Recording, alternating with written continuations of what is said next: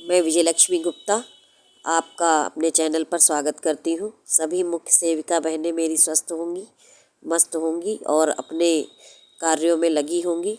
इन सब के बीच आप जान रही हैं कि मेरे द्वारा बताया गया था कि कोई भी सूचना होगी तो हमारे जो सहयोगी यूट्यूब भाई हैं वो आपको सूचना प्रेषित कर देंगे। कुछ बहनें भी हैं हमारी जो यूट्यूब पर सक्रिय हो गई हैं और कोई भी मैसेज अगर मेरे द्वारा या गुरुजनों के द्वारा दिया जाता है तो वो उसको आप तक प्रेषित करने का काम करने लगी है।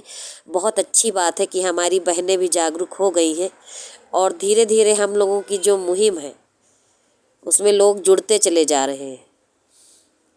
हमारे 2 गुरुजन तो जुड़े ही थे और हमारी और 2-3 बहनें हैं जो अपना चैनल बनाई हैं और धीरे धीरे हमारी मुहिम को आगे बढ़ा रही हैं। मुख्य सेविका भर्ती परीक्षा का रिजल्ट निकालने के लिए हम लोगों से जो भी बन पड़ रहा है हम वो सभी संभव प्रयास कर भी रहे हैं और करेंगे भी। तो आपको सबको जानकारी हो ही गई है, मैं क्या ही बताऊं। सबको पता चल गया है कि हम लोग पत्र व्यवहार के माध्यम से अपनी बात जो है मुख्यमंत्री जी तक पहुंचाना चाह रहे हैं और पूरी उम्मीद है, कोई आज की नई बात नहीं है। बहुत पुराने समय से आपको पता है कि कलम की ताकत एक अलग ही रहती है। जो कलम में ताकत है वो शायद तलवार में भी नहीं। तो हम लोग जो है तलवार का तो प्रयोग करेंगे, मतलब हम लोग कोई आतंकवादी नहीं है, परीक्षार्थी हैं और उम्मीदवार हैं रोज़गार पाने के लिए। तो हम लोग धरना प्रदर्शन और जो भी चीज़ें हैं वैकल्पिक वो सब करेंगे, लेकिन सबसे पहले जो हमारा हथियार है, चूँकि हम लोग ग्रेजुएट हैं और अधिकारी बनने वाली है तो हमें अपनी कलम की ताकत दिखानी है। तो इसीलिए जो मुहिम छेड़ी गई है पत्र व्यवहार की, ये मुहिम चलती रहेगी, इसको बंद नहीं किया जाएगा। आप लोगों को पत्र जो है प्रोवाइड करवा ही दिया गया है मेरे व्हाट्सएप ग्रुप के माध्यम से भी और जो हमारे गुरु हैं जो हमारा सहयोग कर रहे हैं उनके माध्यम से भी, और कुछ बहनें भी हैं जिन्होंने उस पत्र को अपने चैनल के माध्यम से बताया है। तो मैं बार बार उस पत्र का जिक्र नहीं करूंगी, ना ही बताऊंगी, ना आपको पीडीएफ दिखाऊंगी। और बाकी पहुंच गया है, मुझे पता है हर एक लड़की जिसको एक सीट की उम्मीद है, अपनी जॉब की उम्मीद है, उन सब तक ये जानकारी है। तो मैं चाहती हूँ कि आप सभी लोग केवल जानकारी लेके घर में हाथ पे हाथ रख के ना बैठे।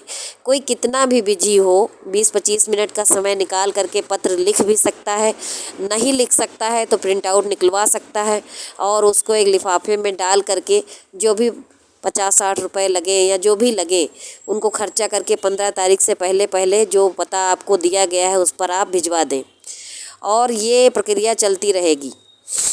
मैं ये चाहती हूँ कि इतने ज़्यादा पत्र पहुँच जाएं कि उनका कार्यालय पट जाए हमारे पत्रों से। 34,000 लड़कियाँ हैं और इन 34,000 में अगर 4,000 लड़कियाँ भी ऐसा करती हैं तो वो सोचने पर मजबूर हो जाएंगे।